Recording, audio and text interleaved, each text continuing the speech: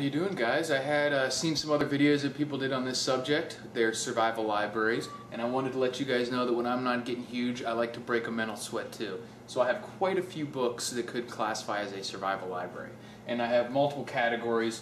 I would probably divide it up into self-sufficiency, so like homesteading, gardening, wild edibles, stuff like that, to security, whatever that may entail. Maybe it's hiding things, maybe it's whatever, to hand-to-hand combat, because I got a lot of books on that, jiu-jitsu, boxing, wrestling, anything you can think of when it comes to self-defense. I've got some survival fiction, and I have just random survival knowledge type stuff, whether it's like, I don't know, you come up with it, it could be whatever. But I'm just going to go through some of the books that I have that I like and that I think you guys should check out in the various categories. So starting with the self-defense category, I would look into anything by Mark Hatmaker. He has a really good series of catch wrestling, which is basically just another name for submission wrestling. It's a style of submission wrestling based basically in the United States, but you want to be well-rounded. So you want to try some jiu-jitsu, you want to try some striking, and he has some books on boxing and striking too, and he emphasizes stuff that works in sports and also stuff that works in hand-to-hand combat where there would be no rules, like a self-defense situation. So you basically, to be well-rounded in your self-defense, you want to be able to have some weapon skills, whether that's firearms, whether that's with your bladed weapons, whether that's with anything else, sticks or whatever. You want to be able to have a good striking skill set, whether that's boxing, Muay Thai, even something like Taekwondo, although it's you want to be careful for any that emphasize just like the sport side of it. And if you don't do full contact in training against a resisting opponent, you're really not going to learn what you need to do. And you want to have stuff that the few rules as possible, if it is sport related, like even Muay Thai is a sport, but the fewer the rules, the more likely it will apply to real world. So, but you want to have a striking art, you want to have a grappling art of any kind, like a stand-up grappling, whether that's like traditional wrestling, judo, something transitional to control whether the fight's standing or on the ground in control position. And then you want to have a grappling art, whether that is there's some in judo also, submission wrestling, catch wrestling, Brazilian jiu-jitsu, something like that. So anyways, I've gone off on a tangent, but the Mark Hatmaker series is really good for that, and that's what I would recommend. He has a whole series on boxing, kicking, grappling, everything. When it comes to survival fiction, I like Patriots. What can I say? It's survivalist porn, as you've heard from other people. Sort of unrealistic in a lot of ways, mostly in how the people are completely prepared. I mean, like, it's possible, but it's not likely. But it's fiction, so you can't be too hard on it, and it is entertaining. He probably needed an editor. There's like a 10-page section on like frequencies of stuff like that. That while maybe useful, it's a fictional book. It's a novel. It's supposed to be entertainment, and I flipped through that part. Another one would be the series by Matthew Bracken. I think there's 3 books in the series. Enemies, Foreign and Domestic, which is the first one, which I sent to my dad, so I don't have it here right now. Foreign Enemies and Traitors, and Domestic Enemies. I've only read the first one so far. I haven't yet started on these, but I did enjoy the first one. In my opinion, it was a much more realistic look at a potential collapse scenario, and it emphasized like a tyrannical government aspect of it, which I think is something that's much more likely to happen than a complete meltdown like in Patriots. Either one is possible, and they're both fiction, so take it with a grain of salt. Both of them are entertaining, but I really like the Matthew Bracken one better. Less on the preparedness side, more on the fighting and combat side, so to speak. Alright, then another book that I really like, which is sort of like a giant reference manual, is the Country Living, Encyclopedia of Country Living. And it has, tabs in here so you can flip to your section. This wouldn't substitute for actual experience in doing the things that you need to do, so you don't want to wait until the shit hits the fan to start trying to raise chickens or something, but it covers all that if you have a specific question or it hadn't come up before, you just don't remember.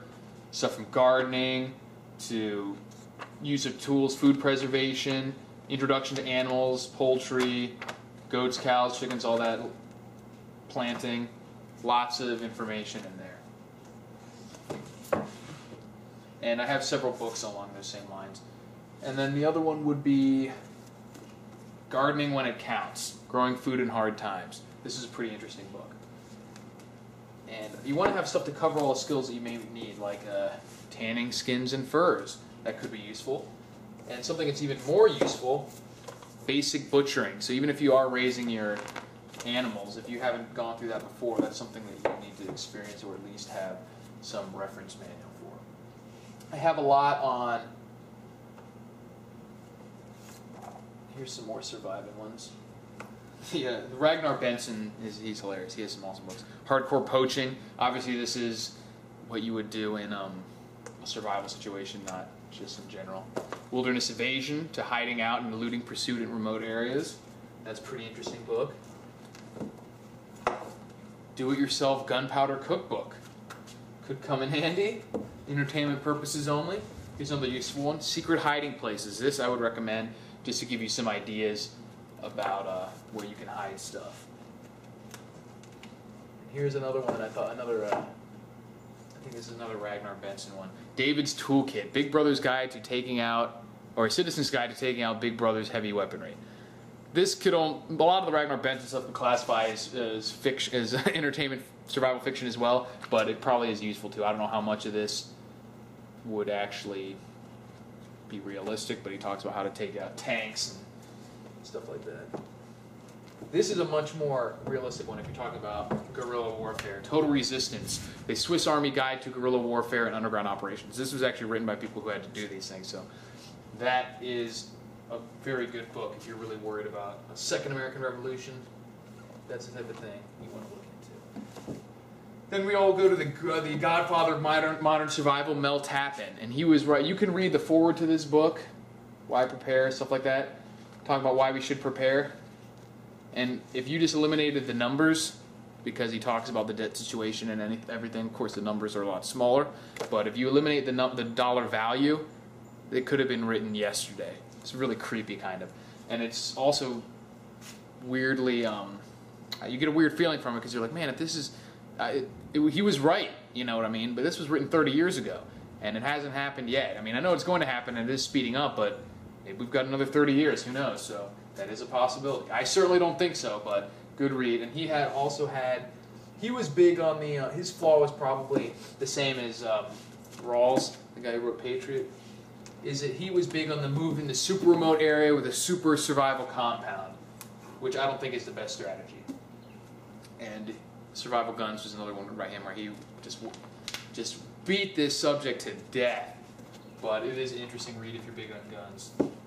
But that horse is beat to a pile of mush, man, on like what guns are best for the survival. He just beat the shit out of it.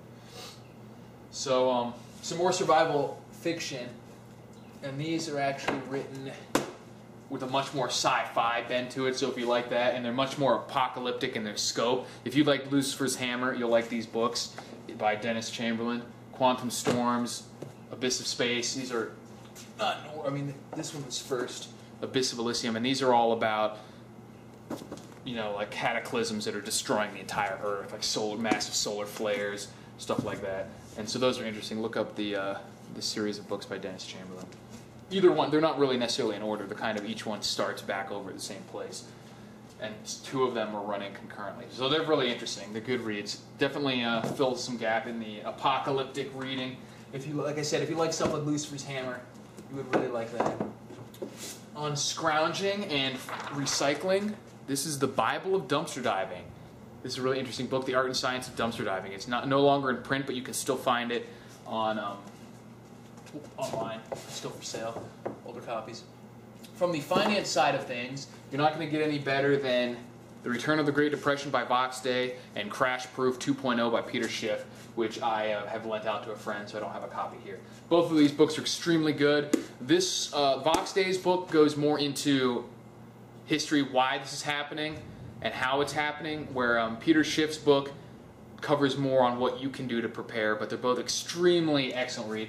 There are some extremely in-depth economic concepts covered in this book, and they're explained extremely well So even if you don't have any experience with economic terms and jargon, you will be able to read either one of those books. Very well written, extreme, just a wealth of information. These should be textbooks in an economics classroom, not shit by Paul Krugman. And all right, what do I got? I got all sorts of stuff here, man. It's pretty ridiculous. But those were just a few. You've got your basic wilderness survival books. Survival Army Manual. Another one I recommend, not necessarily, it's just general life preparedness. If you plan on concealed carrying, Concealed Handgun Manual, make sure you've got the up-to-date version, and make sure you check the stuff for your estate. Very good stuff. You definitely don't want to run afoul of all the ridiculous laws. And that's pretty much it. I mean, I've got stuff, there's more here. I've got stuff on everything. As you can see, I've got this thing goes all the way to the floor. It's just loaded with stuff like that. But, yeah. That's it. Let me know what your guys' favorite books are for preparedness and survival, and what topics you think are left out of most people's survival libraries. And yeah, rate, comment, subscribe, and I'll talk to you later.